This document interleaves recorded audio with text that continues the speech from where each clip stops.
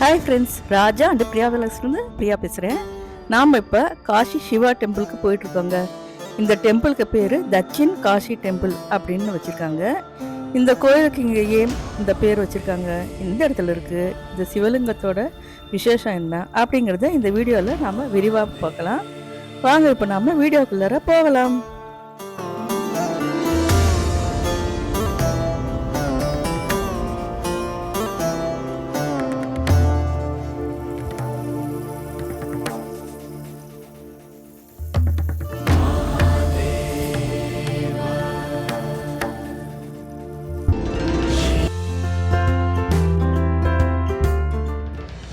ஓம் நமச்சிவாய.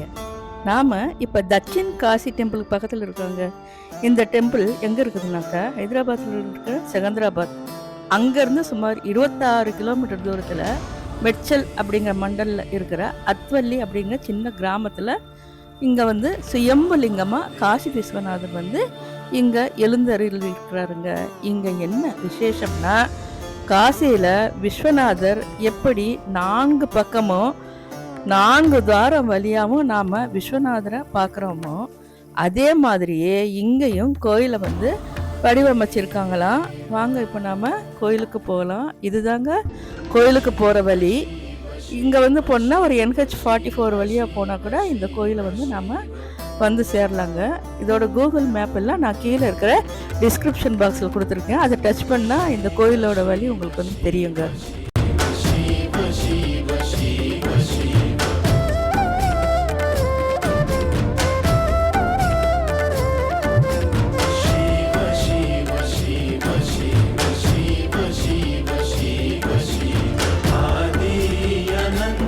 இந்த கோயில் ரொம்ப பழைய காலத்து கோயிலெலாம் ஒன்றும் இல்லைங்க. சுமார் 2 வருஷத்துக்கு முன்னாடி தான் ஆதி சங்கராச்சாரியர் பாரதி வித்யாரண்ய சுவாமிகள் அவங்களால இங்கே பிரதிஷ்டை செய்து இங்கே கும்பாபிஷேகம் இங்கே நடந்துச்சான். சுமார் 400 வருஷங்களுக்கு முன்பே சுயம்புவாகவே இங்கே இந்த இருக்கிற ஈஸ்வரர் உருவாகி இருக்கிறதாக இந்த கோயிலை உருவாக்கிய ஸ்தாபகர் சொல்லியிருக்கிறாருங்க. இப்போ நாம் இங்கே போயிட்டுருக்க இந்த கோயிலுக்கு முன்னாலேயே ஸ்ரீ வெங்கடேஸ்வர ஆலை இருந்ததாகவும், அதுக்கப்புறம் சுயம்புலிங்கம் அது பக்கத்துலேயே இருந்துச்சான். அதுக்கப்புறம் 2006ஆம் வருஷத்துலேருந்து இங்கே ஒவ்வொரு வருஷமும் லட்ச தீபார்த்தனை கார்த்திகை மாதம் பௌர்ணமி அன்னைக்கு சிறப்பாக கொண்டாடினாங்களாம். அப்போ அவர் கடவுளோட கோரிக்கை ஒன்று வச்சாராம். என்னால் முடிஞ்சா எனக்கு ஆசீர்வாதம் அளித்தா இங்கே உங்களுக்காக கோயிலை நான் நிர்மாணம் பண்ணுறேன் அப்படின்னு அவர் இறைவன்கிட்ட வேண்டினாராங்க. இப்போ நம்ம பார்த்துருக்கிறதாங்க என்ட்ரன்ஸு. இங்கே கார் பார்க்கிங்லாம் கூட வசதி இருக்குது.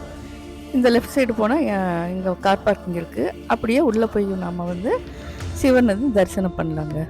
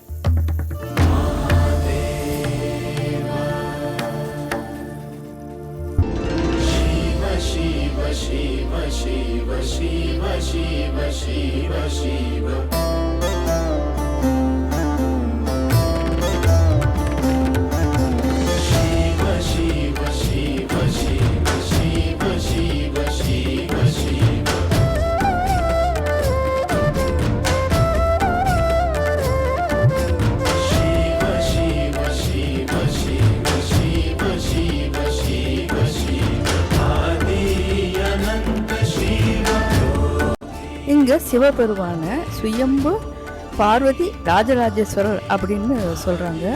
சுயம்பு ராஜராஜேஸ்வரர் காசியில் உள்ளபடி 4 வாசல் அமைச்சு கட்டியிருந்தா இங்கே ஸ்தாபகர் சொல்லியிருக்காங்க. இங்கே இன்னொரு விசேஷம் என்னன்னாக்கா, பிரம்மசூத்திரம் இருக்கிறத இங்கே ஐயர் அவங்க சொல்கிறாங்க. श्री जगद्गुरु शंकराचार्य विद्यारण्य भारती महास्वामिने नमः। श्री पार्वती राजराजेश्वर स्वामिने नमः।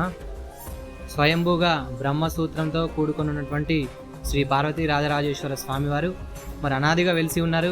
మరి ఇక్కడ కూడా అంతా నీటిమయంతో చుట్టూ అందమైనటువంటి ప్రకృతి మధ్యలో స్వామివారు బ్రహ్మసూత్రంతో కూడుకొని తన వాహనమైనటువంటి నందీశ్వరులతో కూడి ఉన్నారు ఇక్కడ.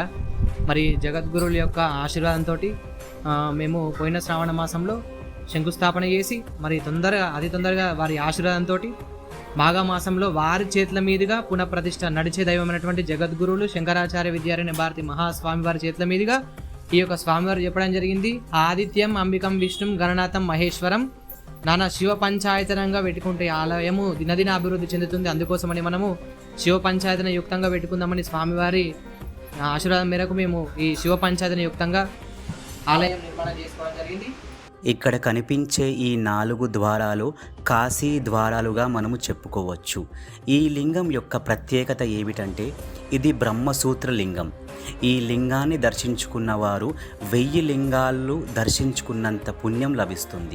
பிரம்மசூத்திரம் அப்படிங்கிறது ரொம்ப ரேராக தான் இருக்குமாங்க, எந்த கோயிலும் இருக்காதான். அதாவது பிரம்மசூத்திரம்னா நாம் வெளியில் சுமார் 1000 கோயிலுக்கு போயிட்டு வந்தால் என்ன கிடைக்குமோ இங்கே வந்து இந்த ஒரே தடவை இந்த பார்வதி ராஜராஜேஸ்வரர் நாம் தரிசனம் செய்தால் அந்தளவு புண்ணியம் கிடைக்குமாங்க. இதை சொன்னவர் வந்து சாலண்டி கோட்டீஸ்வரரா அப்படின்னு சொன்னாராம். நாம் ஒரு தடவை மனசார ஓம் நமச்சிவாய அப்படின்னு இந்த கோயில் வந்து சொன்னால் கோடி தடவை நாம் சொல்கிறதற்கான பலன் இங்கே கிடைக்குமாங்க. அதே மாதிரி இங்கே வந்து உள்ளே போய் நம்ம கையாலேயே அபிஷேகம் கூட பண்ணலாங்க. ஒரு தடவை நம்ம அபிஷேகம் பண்ணால் 1000 முறை அபிஷேகம் செய்யறதுக்கு அடையாளமாக இருக்குமாங்க. இங்கே பண்ணுற நம்ம அபிஷேகம் அந்த விசேஷம் இந்த கோயில் இருக்குதான். இந்த கோயிலுக்கு வெளியிலேயே இங்கே சிவனை வந்து பிரதிஷ்டை பண்ணி அதுக்கு முன்னால் நந்திகேஸ்வரம் இருக்கிறாங்க. இது வந்து முன்னால் கோயிலுக்கு முன்னால் இருந்துச்சு, இப்போ வந்து தனியாக வெளியில் வந்து இங்கே பிரதிஷ்டை பண்ணியிருக்கிறாங்க. ரொம்பவும் நிம்மதியாக அமைதியான கோயிலுக்கு இருக்குங்க. நம்ம போய் இங்கே உட்காந்து சிவனுக்கு அபிஷேகம் பண்ணி நம்ம 1000 முறை நம்ம அபிஷேகம் பண்ணுற பலனை நாம் அடையலாங்க. ஓகே ஃப்ரெண்ட்ஸ், இந்த தட்சின் காசி டெம்பிள் வந்து நம்ம தட்சின் பத்ரிநாத் கோயிலுக்கு போகிற வழியிலேயே இருக்குதுங்க. அதனால் இங்கே மெட்சல் வரவங்க வந்து இந்த 2 கோயிலையும் சேர்த்தே வந்து நம்ம தரிசனம் பண்ணலாம். இந்த வீடியோ உங்களுக்கு பிடிச்சிருக்குன்னு பிடிச்சிருந்தா மறக்காமல் என்னோட சேனலை சப்ஸ்கிரைப் பண்ணுங்கள், லைக் பண்ணுங்கள், கமெண்ட் பண்ணுங்கள். நன்றி, வணக்கங்க.